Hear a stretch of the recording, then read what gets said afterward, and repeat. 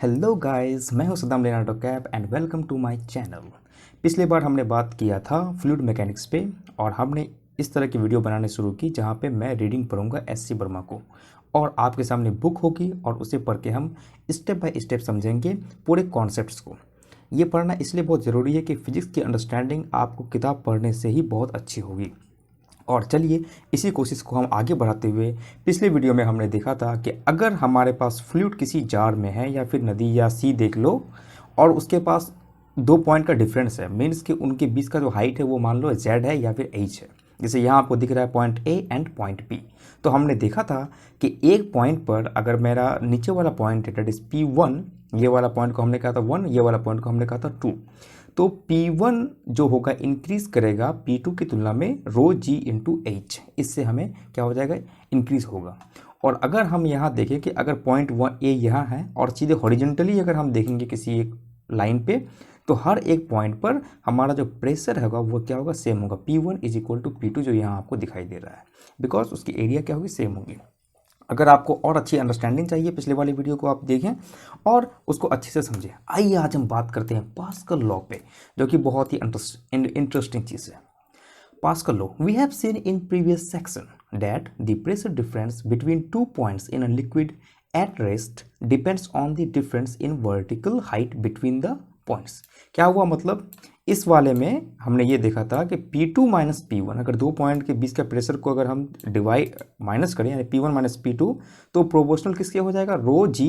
रो constant है, जी constant है हमारा, जेड क्या है मेरा, हाइट है। हाइट दोनों पॉइंट के बीच के हाइट पे डिपेंड करेगा, है ना। वो ये कहता है the difference is in fact rho g z, z is the distance difference between 2 points, where rho is density of the liquid assumed to be constant and z is the difference in vertical height. Suppose by some means the pressure at one point of liquid is increased, the pressure of all other points of the liquid must be increased by same amount because the pressure difference must be same between two given points. This is the content of Pascal's law which may be stated as follows.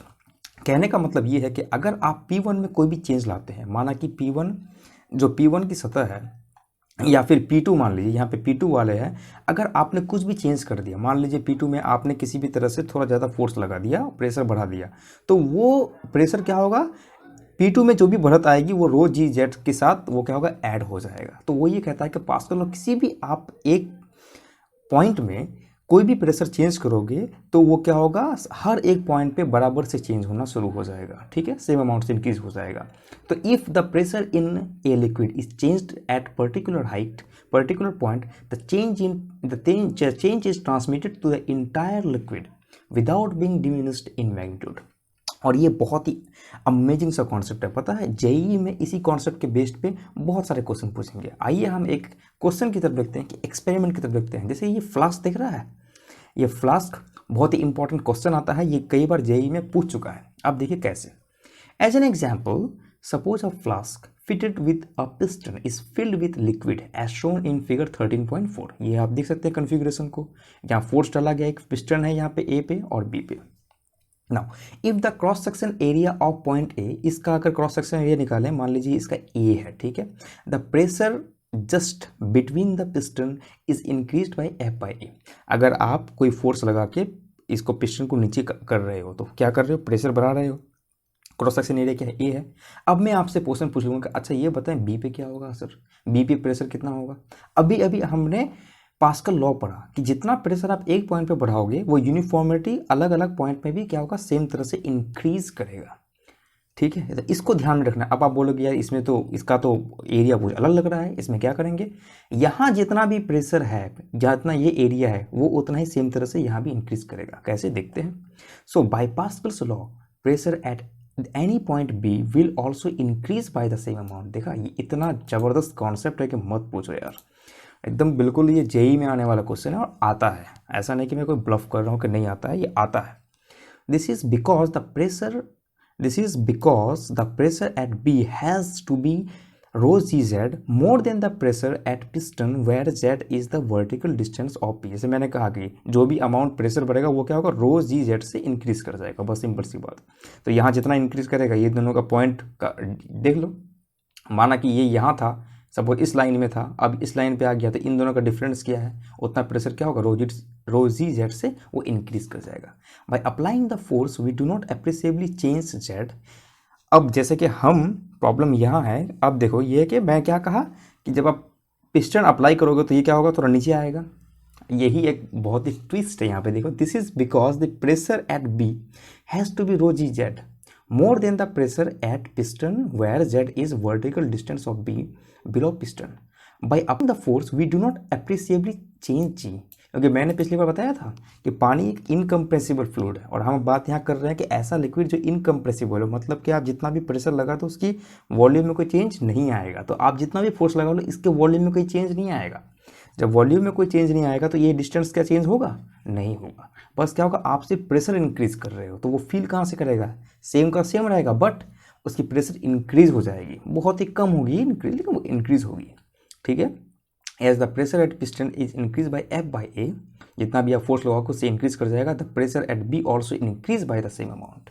तो ये था concept, और इस तरह के concept को आप कहाँ मिलता है, जितना किताब पढ़ा जाए उतना ज़्यादा मिलेगा। तो बताओ कैसा लगा, अगर अच्छा लग रहा है तो सब्सक्राइब को ठोको, ठीक है, और अपने फ्रेंड्स के साथ शेयर करो, क्योंकि यार मज़ा आने वाला है। और ऐसे ही हमें रीडिंग पढ़नी चाहिए, तभी कॉन्सेप्ट आएगा, तभी फिजिक्स आएगा, तभी एक ड्राइव मिलेगा, यार क्या कॉन्सेप्ट है।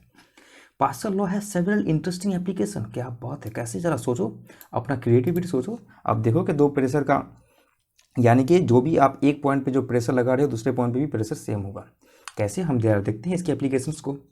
फिगर 13.5 में देख सकते हैं, shows the principle of hydraulic lift use to raise heavy load such as car. अब बताओ, इस कार को कोई तुम्हें अपने हाथों से बोले कि भाई तू इसे उठा, क्या कभी ज़िंदगी में तुम उठा पाओगे इस कार को?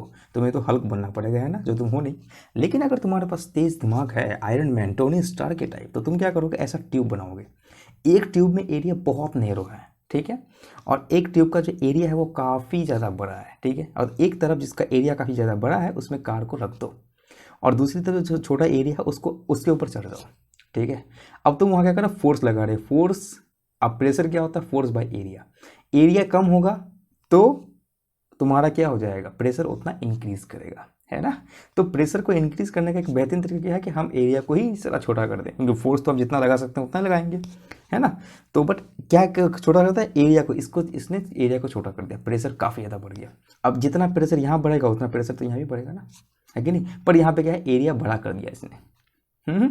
तो एरिया बड़ा कर देने से क्या होता है, फोर्स इज इक्वल टू है, तो सेम एरिया यहाँ पे लगेगा और सेम का सेम चीज़ यहाँ होगा। आइए देखते हैं क्या होता है इसके बाद।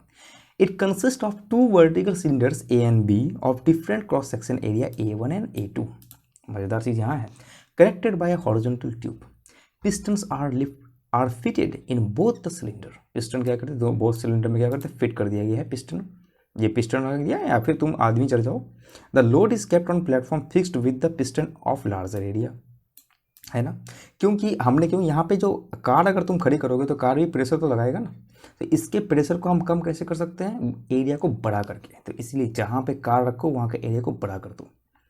A liquid is filled in a equipment, A valve V is fitted in horizontal tube which allows the liquid to go from A to B when pressed from the A side। तो A side में मुझे क्या करना है, press करना है, जैसे मैंने कहा।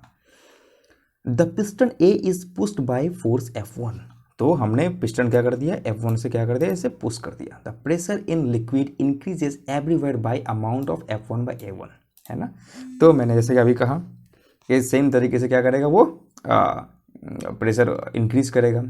The valve B is open and liquid flows into cylinder B. अब क्या हो गया, वाल्व बी ओपन कर दिया हमने and the liquid flows into cylinder B. से मैंने कहा जितना भी प्रेशर यहाँ होगा वहाँ सीधे सिंपल सी बात है, जो हमारे पास कॉन्सेप्ट आया। It exert an extra force, तो इसमें फोर्स कितना लगेगा, F2 बराबर A2 into F1 by A1, क्योंकि P1 is equal to P2 होता है।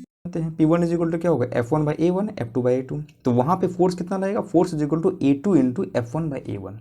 अब देखो A1 मेरा बहुत छोटा है, है ना। A1 मेरा बहुत छोटा है, तो डिनोमिनेटर जितना छोटा हो जाएगा उतना क्या हो जाएगा, वो F2 काफ़ी ज़्यादा बड़ा हो जाएगा, है ना।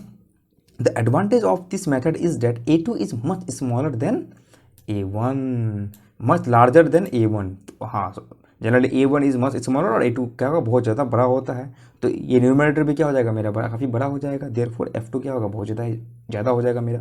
Even a small force F1 is able to generate a large force F2 which can raise the load. जानते हो, तो छोटा सा अगर फोर्स हम लगा देंगे तो वो क्या कर देगा, तुम बड़े से बड़े JCB को उठा सकते हो।